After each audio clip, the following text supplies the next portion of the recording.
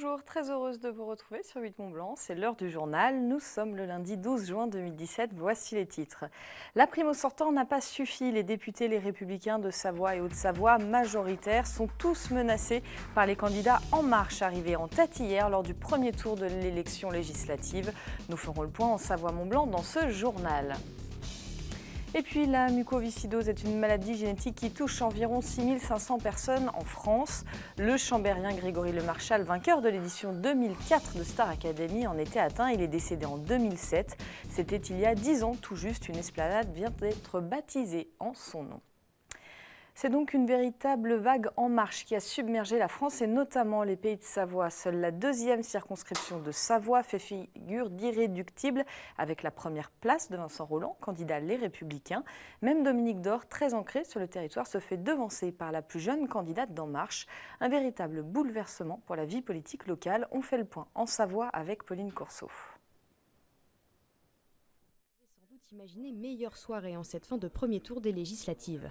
À commencer par Dominique Dore, le député sortant de la première circonscription, n'arrive que second avec 29,51% des voix. Il est devancé de 4 points par Tiffany Dejoie pour La République En Marche. On reste sur le principe de bienveillance, on est fixé sur notre projet, les pratiques politiciennes ne nous intéressent pas, on n'est pas là pour savoir ce que font les autres candidats. Nous, ce qu'on veut, c'est parler aux Savoyards, c'est tout ce qui nous intéresse. Même punition pour Émilie Bonivard. La candidate de droite annoncée comme favorite n'obtient que 20,73% des voix. Le candidat En Marche, Philippe Vivier, arrivant plus de 10 points devant elle. Le chantier est donc immense sur ce second tour pour rattraper son retard. La quatrième circonscription était particulièrement attendue. Et c'est Patrick Mignola pour La République En Marche qui arrive en tête avec 28,28% des voix. Déconvenu pour la droite, parti divisé, les deux candidates n'obtiennent chacune que 9 et 7% des suffrages. C'est donc Bernadette Laclais, députée PS sortante, qui accompagnera Patrick Mignola.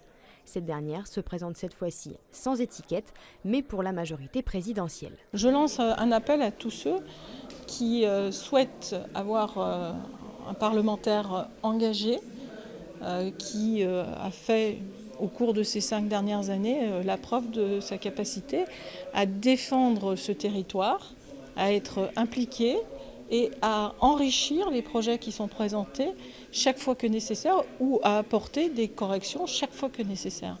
Seule circonscription à mettre un candidat républicain en tête, la deuxième de Savoie. Vincent Rolland obtient 32,87%. Face à lui, non pas un candidat En Marche, mais un candidat pour la majorité présidentielle, Philippe Troutot.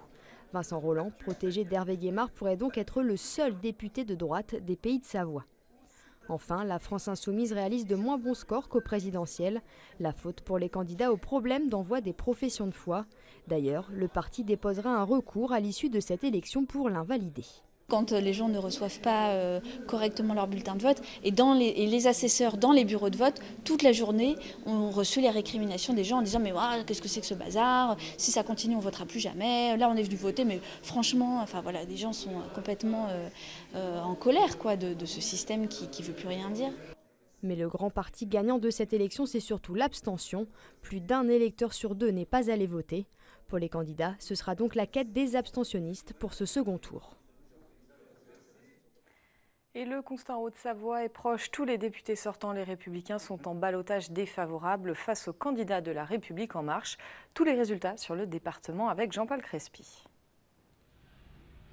En Haute-Savoie, bastion historique des Républicains, 6 députés sortant sur 6, la droite au Savoyarde vacille sur sa base et semble emportée par une vague qui ressemble avec surprise à un tsunami politique.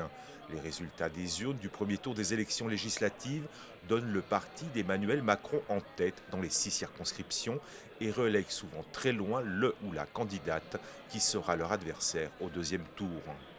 Notre électorat nous fait payer très cher la primaire, qui s'est très mal passée. Et pour moi, la primaire, pour un parti politique, c'est un constat d'échec. Un parti politique de droite comme de gauche, qui est vrai pour le LR, est vrai aussi pour le Parti socialiste. Un parti politique qui n'est pas capable de dégager un leader pour mener ce projet, se trouve confronté à des primaires. Et les primaires, en vrai, ce que ça donne, ça laisse des traces. Détenu par Bernard Accoyer, le patron des Républicains, la première circonscription résume à elle seule l'affaiblissement historique de la droite au Savoyarde.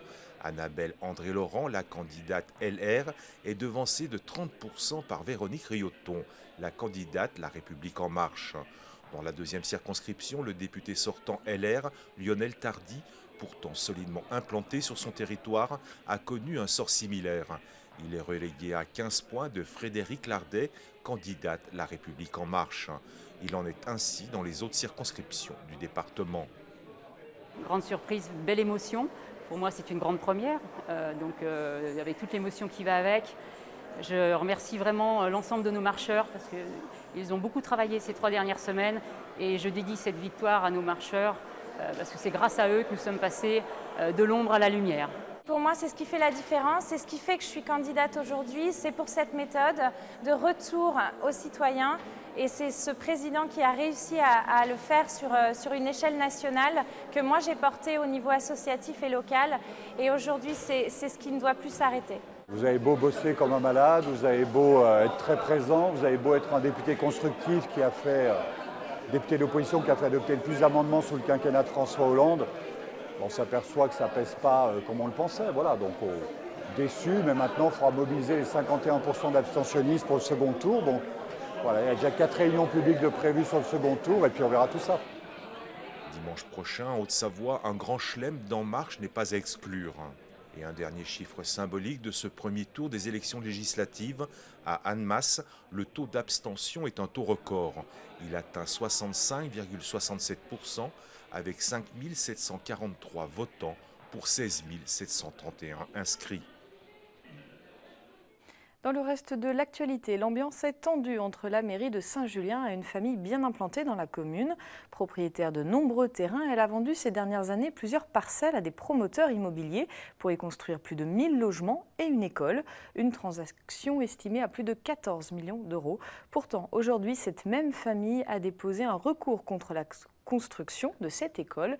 Le motif, elle pourrait être source de bruit alors que la propriété familiale est proche. Un recours qui surprend la municipalité. On écoute Antoine Vieillard, le maire de Saint-Julien, au micro d'Emmanuel Jaude. Déjà, c'est étonnant parce que l'école, c'est de l'utilité publique. Et en plus, ce permis de construire, ce recours a été déposé par la famille qui a vendu le terrain et qui est mitoyenne de la future parcelle de l'école.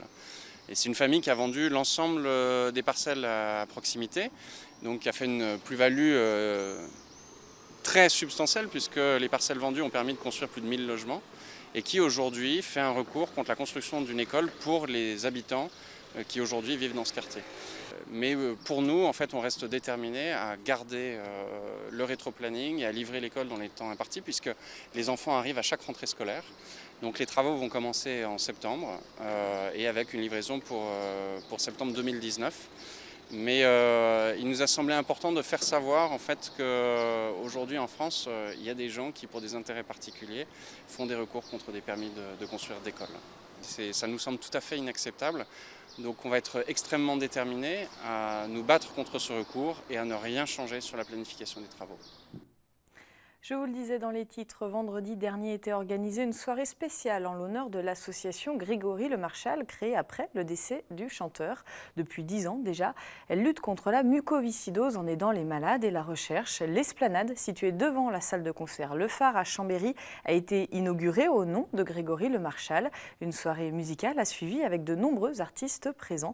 Un acte symbolique fort, comme nous l'explique Pierre Le Marchal, le père de Grégory. On l'écoute au micro de Guillaume Lesquer. Ça, c'est pas une initiative de notre part, c'est une initiative de nos élus ici de Chambéry, Chambéry Métropole, qui ont tenu à marquer un endroit particulier. Pas forcément où Greg est passé, parce que Greg n'a pas eu le temps de chanter au Phare. Il aurait bien aimé chanter ici, il n'a pas eu le temps. Et voilà, on est très émus, très touchés de l'initiative qu'ont pris nos responsables politiques ici et municipaux de la région. Donc c'est quelque chose qui est fort pour nous, ça laisse une trace importante. Et je pense que Grégory sera fier quelque part de cet événement. Je suis venue ici parce que je connais personnellement Grégory depuis sa plus tendre enfance. On est des amis très très proches de ses parents. Et donc j'ai accompagné Grégory depuis qu'il était tout petit. Donc j'ai vu ses différents combats, son évolution. notamment quand il était sur Paris. En fait, on l'a accompagné jusqu'au bout. C'est la fin de cette édition. Merci de votre fidélité à l'info sur 8 Mont Blanc. Merci à toute l'équipe. On se quitte en images avec des images de l'Alpsman 2017 qui s'est tenu ce samedi sur les bords du lac d'Annecy. Au programme de cette épreuve XXL, 3,8 km de natation, 183 km de vélo avec pas moins de 5 ascensions. Et pour finir, un marathon façon trail avec une arrivée au sommet du Sévenoz. Cédric Jacot, déjà vainqueur l'an dernier, s'impose en 12 h et 9 minutes. La première femme, Verena Eisenbart, se classe 7e du classement. Juste après, nos programmes continuent sur 8 Mont Blanc. Dans une demi-heure, Sébastien Germain vous attend pour Sport 8 avec l'équipe dirigeante des Black Panthers de Thonon. C'est du football américain. Passez une très belle soirée.